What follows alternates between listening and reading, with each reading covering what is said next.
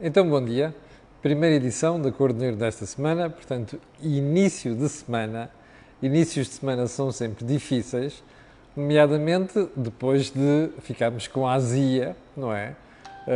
Em situações como aquela que se passaram ontem. Mas enfim, desta vez, estou a falar do jogo Portugal-Bélgica, desta vez não se pode dizer que se tenha jogado mal, desta vez não se pode dizer que o treinador ou o selecionador se enganou e fez as substituições erradas. Não foi. Azar. Há dias em que a bola não entra, ontem foi um deles. E, portanto, vamos lá levantar a cabecinha e pensar naquilo que é a nossa vida corrente, a nossa vida normal. Então, antes de irmos à edição de hoje, vou só fazer aqui alguns alertas. O principal é lembrar que hoje vai haver um webinar sobre a questão dos planos alternativos de pensões. E também lembrar que este canal tem uma parceria com a Prozis e, portanto, quando você fizer compras no canal, no checkout, escrever no cupom de saída Camilo, tem um desconto de 10%. Fora as promoções que semanalmente divulgamos aqui. Agora sim, vamos então à edição de hoje e vamos começar, naturalmente, pelo período de ordem do dia. E vamos começar por onde? Mais uma vez, pela questão da pandemia. Já percebeu que está toda a gente atarantada? Já percebeu, aliás, eu queria reportar-me, antes de entrar aqui na questão da pandemia, reportar-me a uma intervenção da ministra Mariana Vieira da Silva, salvo erro, na quinta-feira, depois do Conselho de Ministros. Eu estava a ver o briefing e às tantas, quando a ministra foi questionada sobre, estamos perante um descontrole na pandemia, e ela responde, não estamos perante um descontrole total. Ou seja, para quem tenta passar uma palavra de tranquilidade para o país, isto foi uma botada monumental. Porque dizer não estamos perante um descontrole total quer dizer que existe algum descontrole. E nós já percebemos que existe e vamos ver isso daqui a bocadinho. E, segundo ponto, a variante Delta, uma pergunta que todos nós estamos a fazer. A variante Delta, ou seja, esta variante indiana, vai espalhar-se pelo resto do país? Isso parece que não há dúvida nenhuma. Aliás, no Algarve, a incidência e o número de contágios já está muito próximo de Lisboa. Isto levou, inclusive, a um encerramento presencial de aulas para 5 escolas. Isto ficou só a parte do ensino online, devido aos contágios. Mas, nesta matéria, nada melhor do que nós fazermos um bocadinho de comparação. Uma das coisas que nos descuidamos às vezes é olhar para o umbigo sem perceber, tentar perceber aquilo que se passa noutros sítios, nomeadamente em Inglaterra. Vou-lhe dar um exemplo. Quando foi da variante inglesa, a nossa preocupação foi toda, o que é que está a passar em Portugal? Olhou-se pouco para a Inglaterra. Às vezes ajuda, em situações como esta, que nós olhemos para os sítios que tiveram um problema antes de nós, como é o caso da Inglaterra. Se tivéssemos feito isso, a quando da terceira vaga, provavelmente tínhamos antecipado alguns problemas em Portugal e tomado medidas para as minimizar. Ora, desta vez cometemos exatamente o mesmo erro. E porquê é que eu digo isto? Começámos por dizer que temos 92 casos. Lembra-se? De repente descobrimos que já não eram 92 casos. É que isto estava de tal maneira disseminado, nomeadamente na região de Lisboa e Val do Tejo, mas sobretudo Lisboa, que percebeu-se que alguém tinha perdido o controle da situação, mais uma vez. Bom, agora, na questão da variante indiana, é melhor olharmos outra vez para a Inglaterra. Se nós fizermos um bocado de pesquisa sobre o que se passou nas últimas semanas em Inglaterra, aliás, nos últimos meses, teríamos percebido como é que isto ia alastrar de forma brutal em Portugal, que é o que está a acontecer. Mais uma vez não fizemos isso. E já agora, vamos olhar para os últimos desenvolvimentos dos últimos dias em Inglaterra. O que é que está a acontecer? Uma disseminação brutal nas escolas. Ora, você acha mesmo que é aquilo que nós não vamos ter aqui? Porque há aulas que ainda não acabaram, não é? Bom, e para a nossa sorte, apesar de tudo, nós estamos já à beira das férias. Bom, mas vale a pena pensar nisto, é que às vezes não olhamos para onde temos de olhar. Bem, ponto seguinte. Ontem, ou na sexta-feira, ficámos a saber que no ano passado, 2020, o número de funcionários públicos cresceu 2,8%. Ouviu bem? A esmagadora maioria do ano 2020 nós passámo-lo em confinamento. Como você percebeu, embora haja serviços onde a questão do relacionamento pessoal entre o cidadão e o funcionário público faça falta, nós conseguimos viver uma boa parte do ano sem este tipo de serviços aberto ao público, ou então aberto ao público de forma normal. Isto leva-nos a perguntar, porquê é que nós, num ano assim, tivemos um crescimento de 2,8%? Aliás, se você for ver o número total de funcionários públicos em Portugal, estamos a falar de administração central, estamos a falar de administração regional, o número de funcionários está muito próximo dos 700 mil. Ora, 700 mil era aquele universo de funcionários do Estado que existiam quando a Troika cá chegou. E você lembra-se o que é que sucedeu nesta altura. Portanto, nós, a pouco e pouco, em pouco mais de 7 anos, conseguimos desfazer todo aquele trabalho difícil que foi feito durante o período da Troika. Mas a interrogação mais importante é esta. Porque é que em ano de pandemia, sabendo que até nem era necessário, nós tivemos um acréscimo positivo entre saídas e entradas de 2,8% de funcionários públicos. Parece que o país nada em dinheiro e parece que a única forma de colmatar o problema do desemprego é mesmo contratar funcionários para o Estado. Fica a pergunta. Bom, ponto seguinte. O caso das vacinações indevidas. Como você reparou na semana passada, houve mais uma série de casos de vacinações que não deviam ter ocorrido. Pessoas jovens, cujo escalão etário ainda não estava no programa, na agenda de vacinação, e pessoas que foram vacinadas. E ao que nós soubemos no fim de semana, não foram apenas pessoas conhecidas da sociedade. Parece que houve ali um centro de vacinação, no Cerco, no Porto, que terá cometido esta proeza. Bom, contraste a reação. Repare, isto é uma violação da lei, não é? Porque a lei diz que tem que haver programação segundo escalões etários. As instruções da Task Force são claras. No entanto, houve centros de vacinação que resolveram violar esta disposição. Faça um esforço. Vá à semana passada às notícias, mesmo na Box, e confronte aquilo que é a reação do Sr. Vice-Almirante Gouveia e Melo e aquela que é a reação do Secretário de Estado da Saúde.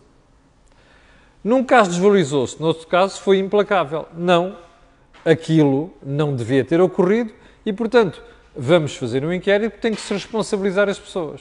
Bom, chama-se isto diferença entre cultura de responsabilidade e cultura do laxismo.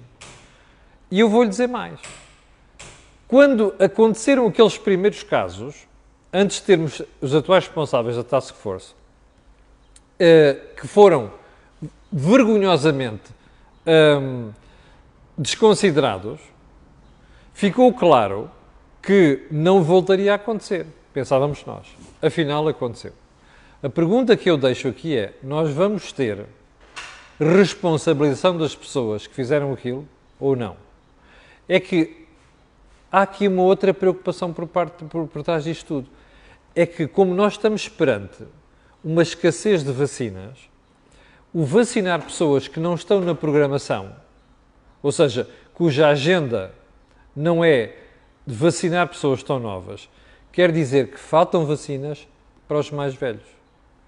Ainda na semana passada ficámos a saber pela boca da Ministra da Saúde que há 760 mil pessoas acima dos 60 anos que ainda não foram vacinadas. Portanto, isto não é apenas um problema de indisciplina, é um problema de eficácia da política de vacinação. Para vacinar pessoas mais novas, não se vacina pessoas mais velhas. Eu sei, e os jornais a comunicação social toda tem falado disto, que as faltas às vacinas, depois das pessoas serem convocadas, está a aumentar. Mas isso é uma coisa. Agora, estar deliberadamente a violar disposições da Task Force, eu só espero que isto seja severamente punido. Último ponto do Prisões de Ordem do dia. Não se esqueça que esta semana terminam as moratórias para quem não conseguia pagar contas da água e da luz. Como você se recorda, na altura, fui das pessoas que se insurgiu contra isto. E porquê? Porque não é justo pôr nos ombros das empresas chamadas de utilities, que fornecem este tipo de serviço, o ónus de alguém que não quer ou não consegue pagar as contas. Aliás, esta coisa de protelar é a pior mensagem que a gente pode passar para a sociedade. Primeiro, porque está a dizer, o pai da pátria, se você quiser, a Segurança Social chama-se EDP, Iberdrola ou Endesa, o que você quiser, e depois no gás, a mesmíssima coisa, e na água a mesma coisa. Isto nunca devia ter acontecido. Se havia pessoas que não podiam pagar isto, faziam prova à Segurança Social e devia ser a Segurança Social a honrar este compromisso. Esse ónus nunca devia ter sido colocado em cima das empresas. E mais, eu quero ver esta semana, porque vem aí choradinho, quase certeza, e também dos habituais, eu quero ver o que é que vai ser a decisão do Governo nesta matéria. Eu espero que não voltem, ou melhor, que não prolonguem as moratórias neste setor. Bem, quanto às outras dos bancos, já sabemos o que é que se passa, já expliquei aqui na semana passada que existe uma proposta dos bancos entregue ao Governo, já analisada com o Banco de Portugal, e a única instituição que não toma decisões aqui é o Governo. Mas já agora, sobre moratórias, havemos de falar daqui a bocadinho a propósito da entrevista do Dr. Paulo Macedo, CEO da Caixa Geral de Depósitos, ao meu jornal, ao Jornal de Negócios. Bom, então vamos começar por onde? Terminado o período de ordem do dia. A insistência no disparate. E onde é que eu quero chegar? Você, na sexta-feira, ouviu-me aqui criticar, como muita gente criticou, a idiotice, não tem outra forma de dizer isto, a idiotice do Dr. Ferro Rodrigues, Presidente da Assembleia da República e também segunda figura do Estado, quando ele disse que os portugueses deviam ir massivamente a Sevilha apoiar a Seleção Nacional. Na sexta-feira, no Parlamento, quando Ferro Rodrigues se despediu, disse até segunda-feira, bom, para aqueles que não vão a Sevilha, deu a entender isto. E fez esta declaração de viva voz. Ora, eu não conheço maior idiota do que aquele que insiste em ser idiota. Eu vou explicar isto. Repare, Ferro Rodrigues, durante o dia de quinta-feira, foi violentamente criticado por toda a gente. Ferro Rodrigues ficou a perceber na quinta-feira que tinha entalado o Sr. Presidente da República, porque o Presidente da República tinha dito, bom, vamos lá estaremos os dois. E como ele ia com o Presidente da República, entalou o Presidente da República. Sem o Presidente da República ter comunicado a decisão ao país. Primeiro ponto. Segundo ponto. Qualquer pessoa de bom senso, nós sabemos que Ferro Rodrigues já foi vacinado. Ainda bem, porque parece que ele teve um problema de saúde, não sei das quantas, além da idade, e foi dos prioritários a ser vacinado. Bom, como ele já foi vacinado, eu imagino que ele se julgue no direito e o há à vontade para dizer o que lhe apetece. Mas não pode. E não pode, porque foi uma irresponsabilidade dizer aos portugueses para irem correr para uma zona da Europa onde aliás, está classificada como zona vermelha. Foi uma tontice. Bem, mas como se isto não bastasse, Ferro Rodrigues repete a gracinha na sexta-feira. Eu não sei se ele disse isto por idiotice outra vez, não sei se ele disse isto com ar de gozo, provavelmente terá dito, não sei se ele disse isto porque gosta, que é teimoso. Ora, isto é a pior imagem que se pode passar para o país, porque já tinha passado uma imagem de irresponsável. E a seguir, passa uma imagem de idiota, não é? Porque quem reincide uma tontice é o idiota. Não tem outro nome. E, portanto, nós ficarmos com a sensação que temos como segura da figura do Estado uma pessoa que gosta de insistir na idiotice é algo que nos deve preocupar. Mas, até porque nós soubemos, desde sexta-feira para cá, que de facto as autoridades perderam o controlo da variante Delta. Eu estive a falar com pessoas do setor da saúde nos últimos 3 dias e nenhuma delas consegue dizer com alguma exatidão o que é que se passa com a variante Delta, a variante indiana. Qual é a taxa de infecção na Grande Lisboa? Qual é a taxa de infecção na área metropolitana de Lisboa? No Algarve já temos uma ideia mais ou menos aproximada, mas no resto do país não. Ora, alguém tem dúvida que isto se vai espalhar ao resto do país? Alguém tem dúvida que o Estado não tem elementos, ou melhor, as instituições de saúde não têm elementos suficientes para lidar com este problema? Ora, com este cenário, como é que uma pessoa que devia ter idade para ter juízo é capaz de fazer insistência no disparate que disse à saída do jogo de Portugal com a França. Bom, isto é de bradar aos céus. E como você viu no fim de semana, como o Ferro Rodrigues insistiu no disparate, a única solução foi o Sr. Presidente da República dizer assim, não, eu não vou. Porque já tínhamos percebido, Ferro Rodrigues ia com o Presidente da República. Bem, confesso que encontro muito poucos, olha, um bocadinho ao iPad, confesso que encontro muito pouca gente com tão falta de senso na política portuguesa. E eu espero, sinceramente, que na menor oportunidade possível, o Parlamento decida substituir Ferro Rodrigues na sua presidência. Porque não precisamos de uma pessoa assim para ser a segunda figura do Estado. Bom, então vamos lá regressar a mais um tema da semana passada, que é para você perceber duas coisas. Primeiro, como é que as autoridades não têm noção nenhuma do que é que está a acontecer connosco e como é que às vezes querem tirar a areia para os olhos e a coisa corre mal. Você recorda-se, na semana passada, a senhora Merkel disse que lamentava que os países europeus não se tivessem posto de acordo em relação a um conjunto de requisitos mínimos para nós podermos ter circulação de pessoas dentro da União Europeia. Lembra-se disso? Bom, e lembra-se da resposta do Sr. Dr. António Costa. Que aquilo não fazia sentido e que ele ia elucidar a senhora Merkel. Lembra-se disto? Bom, então chegámos à Cimeira Europeia e o Dr. António Costa, do alto da sua sabedoria e do alto da sua manha, decidiu elucidar a senhora Merkel. Bom, primeiro ponto, a mise-en-scène. Reparou que houve câmaras de televisões portuguesas que estiveram cuidadosamente a focar a conversa da senhora Merkel com o Sr. Dr. António Costa. Reparou no fácias da senhora Merkel. Reparou. Se não reparou, vou pedir para você ir rever, ir à box, faz rewind e vai lá ver. Reparou na body language da senhora Merkel. Você ficou mesmo convencido que ela estava convencida. Ficou. Bom, se acreditou no Dr. António Costa, deve ter ficado.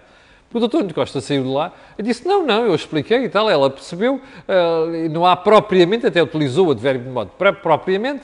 Bom, de repente, umas horitas depois deste magnífico esclarecimento do nosso querido líder à primeira-ministra alemã, o que é que aconteceu? A Alemanha decidiu colocar Portugal na lista vermelha. Ouviu bem? Na lista vermelha. Sabe o que é que isto quer dizer? Que os alemães que vierem a Portugal agora, passar férias ou outra coisa qualquer, quando voltarem para a Alemanha têm uma quarentena à espera deles. Bem, ninguém percebeu que a senhora Merkel não estava apenas a falar da variante indiana, mas da forma descontrolada como a gente está a fazer as coisas. Ninguém percebeu isso. Bom, está aqui a resposta. Repare, deve ter sido tão interessante o esclarecimento, a elucidação do Dr. António Costa à senhora Merkel, que a senhora Merkel, horas depois, manda pôr Portugal na lista vermelha. Bem, tanta explicação deu para isto, tanta elucidação deu para isto. Primeira pergunta. Portanto, o país está esclarecido quanto à capacidade de oratória e de elucidação do seu primeiro-ministro, face à senhora Merkel. Bom, mas agora vamos seguir para bingo. O que é que isto significa? Significa que quem vem da Alemanha passar férias a Portugal, e não são assim tão poucos, quando quiser voltar, vai ficar 15 dias ali à espera. Porreiro, pá! Isto é muito bom para o turismo português. Primeira questão. Segunda questão.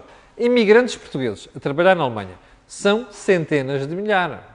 Todos os anos vêm a Portugal. Quando esta malta vier a Portugal, voltar para a Alemanha, vai levar com quê? Com uma quarentena, certo? Bem, se calhar é melhor os imigrantes começarem a pensar que é melhor fazer férias na Alemanha ou noutro país ali à volta. Já sei qual é que vai ser a conversa. Não, mas temos um certificado digital. E os alemães, para os alemães não funciona, mas para os imigrantes portugueses vão utilizar o certificado digital. Como? Já viu a balbúrdia que vai nos certificados digitais? Eu vou-lhe explicar. É como explicava ontem um médico, quem não for vacinado pelo SNS tem dificuldade de ir lá ao certificado digital e dizer assim, eu já estou vacinado. É verdade que o certificado diz, só vai ser usado para aquelas vacinas que são administradas em Portugal. Mas não é isso que está em causa. O que está em causa é que nós estamos a 3 dias, percebe, de entrar em vigor na Europa o certificado digital e isto é uma confusão generalizada, percebe? Portanto, veja só O problema que a gente conseguiu criar, primeiro para o turismo, é mais uma pancada, ok? Eu sei que os alemães vão mais ali para o sul de Espanha, não sei das quantas, mas nós temos uma porcentagem elevada de turistas alemães e já agora, os imigrantes portugueses. Parabéns à capacidade de elucidação do Dr. António Costa. Está a ver como é que nos comem as papas Aliás, o título do meu artigo no Jornal de Negócios que é sobre isto é comer gelados com a testa. O Dr. António Costa pensa que a senhora Merkel come gelados com a testa. E deve pensar que nós, portugueses, também comemos gelados com a testa. Bem, ponto seguinte. Vamos mudar de tema, e já vamos quase com 20 minutos. Ficámos a saber, pelo meu jornal, hoje, que o Tribunal, a quem o Novo Banco interpôs um procedimento cautelar para receber aqueles 112 milhões de euros que o Estado congelou, o Estado mandou congelar a entrega de 112 milhões de euros por parte do Fundo de Resolução ao Novo Banco. E o Novo Banco foi a Tribunal. Porque diz, há dois argumentos no Novo Banco, que é assim, se aqueles 12 milhões não entrarem, os rácios de capital do Novo Banco ficam em causa. A dificuldade de ir ao mercado buscar dinheiro vai ser maior, porque as agências de rating vão sinalizar o Novo Banco como não tendo capital suficiente e, portanto, isto além de limitar aquilo que é uma decisão do BCE, ou melhor, que é a avaliação do BCE, cria um problema ao Novo Banco. Bom, eu não sei se haverá algum exagero aqui, uma coisa que eu sei, que aquilo contava para os rastros de capital, contava. Bom, é verdade que é apenas uma decisão de procedimento cautelar, ou seja, não é uma decisão de fundo. Agora, há uma coisa que nós gostávamos de ver, é isto resolvido o mais depressa possível. Porque não fica bem ao Estado português assumir compromissos com investidores lá fora, aliás, com investidores de todo, e depois não cumprir. E isto que aqui está, em minha opinião, cheira-me, como cheirou sempre, a conversa do Estado, que é para vir dizer aos portugueses que afinal lutou com todas as suas forças para não meter mais dinheiro no Novo Banco. Primeiro ponto. Segundo, é uma desculpa de mau pagador para vir dizer, bom, mas nós até quisemos, mas o Tribunal obrigou. Nunca se esqueçam de uma coisa, quem assinou a venda do Novo Banco nos termos que nós conhecemos chama-se António Costa e Mário Centeno, ok? Essa coisa é que nós não vamos poder apagar da história. Bom, ponto seguinte. 20%, Paulo Macedo, entrevista ao meu jornal em Antena 1, vá lá ler se quiser, 20% dos créditos a empresas de Caixa Geral de Depósitos que estão em moratória estão em risco. Ouviu bem? 20% do crédito a empresas, mas que está em moratórias, está em risco. Eu espero que isto não, no futuro, eu sei que vão dizer que não sei quantos não é muito dinheiro. Eu espero que isto no futuro não venha a cair sobre o contribuinte português. E vamos ficar por aqui. Voltaremos amanhã às 8 da manhã. Não esqueça, hoje ainda vamos ter um webinar. Eu depois hei de disponibilizar aqui o próprio webinar. Vamos ter um webinar sobre soluções alternativas de pensões. Obrigado. Às 7.300 pessoas que estão em direto, quero agradecer, quero pedir a estas pessoas e outras que vão ver aquilo que peço sempre, que é colocarem um gosto e fazerem partilha nas redes sociais. Também sabe porquê. Aquilo que houve aqui não houve em mais sítio nenhum. Obrigado e até amanhã às 8.